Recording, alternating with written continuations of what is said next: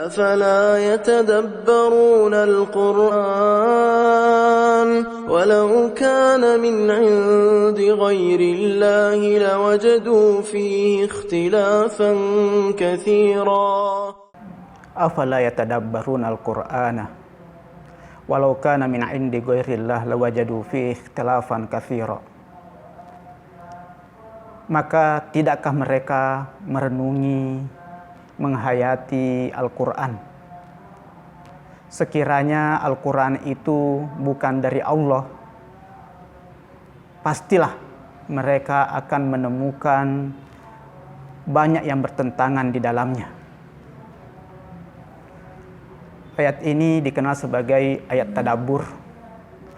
Pada hari yang kelima dari bulan suci Ramadan, saya memilih ayat tadabbur ini yang berada di juz 5 untuk menjadi tema kita pada kali ini.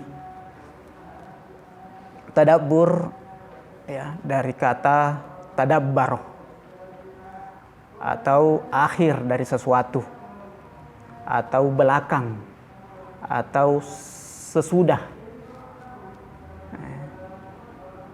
Atau kita bisa bahasakan bahwasanya tadabbur itu adalah menghayati atau merenungi atau memperhatikan kesudahan segala urusan atau akibat-akibat yang ditimbulkan.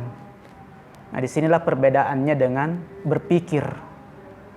Ya, kalau berpikir atau tafakkur, ya sama, melihat atau memperhatikan atau menghayati atau mendalami ya, sebab-sebab sesuatu dan asal-usul sesuatu. Nah, kalau tadabbur adalah memperhatikan kesudahan segala urusan atau akibat-akibat yang ditimbulkannya. Karena dari kata tadabbar, yaitu terakhir atau sesudah, ya, akhir dari sesuatu. Kalau kita ingin ya, mendefinisikan tadabbur Al-Quran ya, dengan definisi tadi secara etimologi, kita bisa mendefinisikan bahwasanya tadabbur Al-Quran itu adalah merenungi atau menghayati dan memperhatikan satu ayat Al-Quran sesudah ayat yang lain, atau memperhatikan satu kata dalam satu ayat setelah memperhatikan kata yang lain, atau mengulang-ulang setelah sebelumnya telah kita perhatikan. Nah, di situ semua ada makna tadabbar, semuanya ada makna sesudah. Nah, jadi ini definisi dari tadabbur. Ada banyak pelajaran yang kita bisa petik dari ayat yang sangat suci dan berkah ini. Ya, yang pertama, ya, yaitu ya, ayat ini turun untuk menjawab ya, tuduhan terhadap Rasulullah, bahwasanya Rasulullah itu ya, menyampaikan Al-Quran hasil dari ajaran orang lain. Yu'allimuhu bashar. Ada seseorang yang mengajarinya. Ya, yang mana tuduhan itu bersumber dari orang-orang munafik. Makanya ya, turun ayat ini dengan pola afala yatadabbarun al-Qur'ana. Tidakkah mereka merenungi dan menghayati Al-Quran? Kalau sungguh mereka menghayati dan merenungi Al-Quran, dia tidak akan percaya kalau ini adalah susunan manusia biasa. Sungguh indah susunannya, sungguh dalam maknanya. Tidak ada sama sekali yang kontradiksi dan saling bertentangan di dalamnya. Dan ini bukan dari ya, sifat manusia atau kemampuan manusia untuk bisa menyusun seperti Al-Quran ini. Maka dengan sendirinya terbantahkan tuduhan-tuduhan itu cukup dengan mentadabburi Al-Quran. Kemudian yang kedua, pelajaran yang kita bisa petik dari ayat yang suci ini, bahwasanya kalau kita tidak bertadabbur, kalau tidak mentadabburi Al-Quran, maka kita termasuk orang yang tercelah oleh Allah Subhanahu wa Ta'ala. Karena Al-Quran diturunkan untuk ditadabburi, dan disitulah sumber berkah, disitulah sumber segala pelajaran-pelajaran indah, disitulah sumber segala hikmah, disitulah sumber segala tuntunan, disitulah sumber keimanan dan segalanya. Makanya ketika tidak bertadabbur, maka akan tercela sebagaimana di dalam ayat ini. Afala yatadabbarunal Qur'ana. Ya, menggunakan ya pertanyaan istingkari. Ya, pertanyaan mengingkari. Afala yatadabbaruna. Itu menunjukkan bahwasanya celaan bagi orang yang tidak bertadabbur Al-Quran. Maka ini keberkahan, majlis berkah bagi kita semua, sehingga kita bisa terhindar dari manusia yang tercelah dengan senantiasa mentadabburi Al-Quran.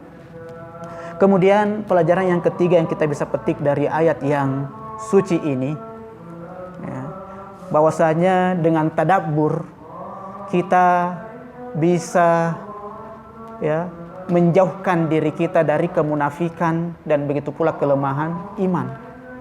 Kenapa muncul kemunafikan? Kenapa keimanan seseorang lemah walaupun dia sudah menganut Islam? Karena kurang dalam mentadabburi Al-Quran. Afala tadabbarun Al-Qur'ana, ya, ini teguran untuk orang-orang yang dibahas di ayat-ayat sebelumnya, yaitu orang-orang munafik dan begitu pula ya orang-orang yang lemah keimanannya. Berarti yang kita bisa pahami di sini adalah dengan bertadabbur kita bisa terobati dari sifat-sifat kemunafikan dan bisa memperkokoh keimanan. Dan ini ya sifat munafik itu berpotensi pada setiap orang. Kalau tidak ada upaya untuk menghindarkan diri dari sifat kemunafikan, maka kita akan terjebak di dalamnya dan kita akan memiliki sifat itu. Nah, di antara menjauhkan diri dari sifat kemunafikan adalah mentadabburi Al-Quran. Kemudian pelajaran yang keempat yang kita bisa petik dari ayat yang suci ini, bahwasanya Al-Quran dan ajaran Islam, begitu pula Rasulullah Shallallahu Alaihi Wasallam, bukan untuk membuat umat manusia menjadi orang yang taklid buta. Islam, Al-Quran bukan untuk datang mendoktrin saja manusia dan memaksa untuk mengikuti. Tetapi Islam adalah ajaran argumentasi. Ya. Islam ajaran berpikir. Islam ajaran bertadabbur. Islam menggerakkan akal manusia sehingga bisa teraktualisasi secara optimal. Ya, maka tidak ada sama sekali kontradiksi antara Al-Quran dan akal. Justru Al-Quran datang untuk bagaimana supaya akal bisa teraktualisasi secara optimal dan menjadi penerang dan bisa menyingkap banyak hakikat. Ya. Nah, disitulah ada tadabbur, adalah berpikir, ya, agama yang rasional, ya, agama yang tidak bertentangan sama sekali dengan nilai-nilai rasionalitas, malah memperkokoh dan memperkuat ya akal dan rasionalitas.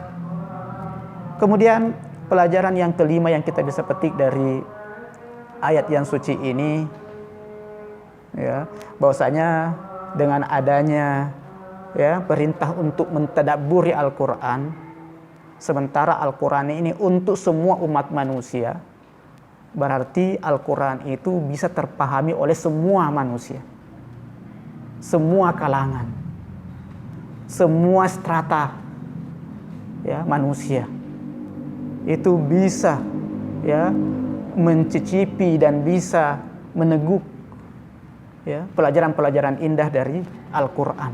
Siapapun itu, selama dia ingin betul-betul serius untuk mentadabburinya.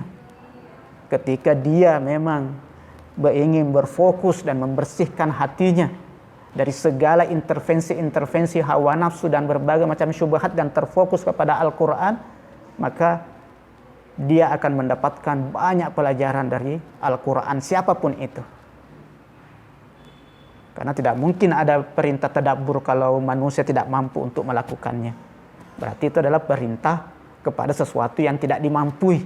Dan ini hal yang mustahil bagi Allah Subhanahu wa Ta'ala yang maha bijaksana. Kemudian pelajaran yang keenam yang kita bisa petik dari ayat yang suci ini, bahwasanya Al-Quran itu ya adalah mukjizat, ya, dan sebagai bukti akan kebenaran Islam dan kebenaran ajaran yang disampaikan oleh Rasulullah Shallallahu Alaihi Wasallam. Banyak yang menuduh Rasulullah kalau Al-Quran ini buatannya sendiri, ajaran dari orang lain, ini sihir dan lain sebagainya. Ya. Tetapi dengan adanya perintah mentadabburi Al-Quran dan betul-betul orang ketika mentadabburinya tidak melihat apapun yang ada kontradiksi di dalamnya, yang ada saling bertentangan di dalamnya, dan orang akan yakin bahwasanya ini bukan buatan manusia, dengan sendirinya membuktikan bahwasanya ajaran yang dibawakan oleh Rasulullah adalah ajaran yang benar. Karena pedomannya adalah ya kitab Al-Quran, ya, yang tidak ada sedikit keraguan pun akan kesalahannya. Kemudian pelajaran yang ketujuh yang kita bisa petik dari ayat ini, bahwasanya ketika kita masih ya mempertentangkan ya ayat Al-Quran dengan ayat yang lain, ketika kita masih ya mendapatkan ada ayat dengan ayat yang lain yang saling kontradiksi, yang saling menafikan, berarti itu menunjukkan bahwasanya pemahaman kita masih sangat rendah. Ya, itu menandakan berarti kita belum mentadabburi Al-Quran. Karena di dalam Al-Quran tidak ada sama sekali yang kontradiksi sedikit pun. Tidak mungkin ada. Ada banyak yang menemukan perbedaan-perbedaan dan nampaknya secara lahiriah itu bertentangan, sebagaimana beberapa pertentangan antara aliran Mu'tazilah misalnya dengan Asy'ariyah dalam beberapa ya sifat-sifat Tuhan, ya, yang mana masing-masing memiliki landasan ayat Quran, satu jabar, satu tafwid, ya. Nah, itu menandakan berarti belum maksimal tadabburnya terhadap Al-Quran, karena ini sudah menjadi sebuah kunci. Tidak akan ada ayat Quran yang saling bertentangan satu dengan yang lain. Berarti ketika kita masih menemukan pertentangan di dalamnya, berarti ya kitanya belum maksimal dalam mentadabbur Al-Quran, atau pemahaman kita masih sangat rendah. Pelajaran yang ke-8 yang kita bisa petik dari ayat yang suci ini, bahwasanya jika ya, Al-Quran bukan dari Allah Subhanahu wa Ta'ala, maka pasti banyak pertentangan yang kita akan dapatkan. Walau kana min indi ghairillah lawajadu fi ikhtilafan katsira. Karena konsekuensi ya dari apa yang diciptakan oleh manusia, apa yang dilahirkan oleh manusia ya, adalah perubahan-perubahan, penyempurnaan-penyempurnaan, ya, atau pembatalan beberapa ya hal yang sebelumnya ditetapkan, atau revisi-revisi, ya, karena manusia adalah makhluk yang bergerak, makhluk yang berubah, makhluk yang dinamis, makhluk yang menyempurna, ya, sehingga ya pendapat ya beberapa hari sebelumnya bisa berubah setelah beberapa hari kemudian, ya. Nah, itu hal yang niscaya bagi ya manusia, ya manusia biasa yang sedang berproses menuju kepada kesempurnaan, maka pasti di dalamnya ada banyak revisi, pasti di dalamnya harus banyak berubah, pasti ada di dalamnya hal-hal yang ya perlu diperbaiki atau bahkan perlu dibatalkan. Ya. Tapi kalau dari Allah Subhanahu wa taala, Allah Subhanahu wa taala sempurna, maha sempurna, maka apapun darinya tidak akan ya mungkin ada perubahan di dalamnya. Tidak mungkin ada revisi-revisi di dalamnya. Al-Qur'an yang diturunkan selama 23 tahun, tetapi membahas berbagai macam persoalan di dalamnya. Dan tidak ada satu pun yang kontradiksi dan saling bertentangan dengan yang lainnya. Ini tidak mungkin dibuat oleh manusia. Kemudian pelajaran yang ke-9 yang kita bisa petik dari ayat ini, bahwasanya Al-Qur'an itu ya terbebas dari berbagai macam pertentangan dan ya, kontradiksi, sebagaimana tadi kita sudah jelaskan, cuma saya sini lebih fokuskan ya, kepada hal ini. Ya. Jadi apapun ya dari Allah Subhanahu wa taala ya itu ya pasti sempurna. Tidak membutuhkan lagi perbaikan, tidak membutuhkan lagi penyempurnaan dan seterusnya.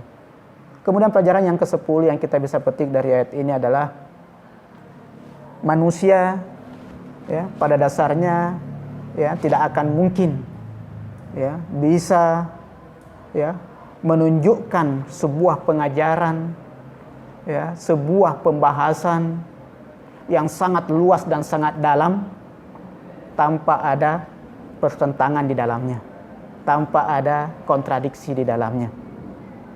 Itu juga tadi kita sudah bahas, cuma saya lebih fokuskan lagi ya sebagai poin ya, di sini. Kemudian pelajaran yang ke-11 yang kita bisa petik dari ayat ini ya, bahwasanya Al-Qur'an itu bukan hanya tidak ada pertentangan di dalamnya, bukan hanya tidak ada perbedaan-perbedaan dan kontradiksi antara satu dengan ayat yang lain, tetapi malah ya, saling ya, menafsirkan satu dengan yang lain. Al-Qur'an yufassiru ba'duhum ba'dha.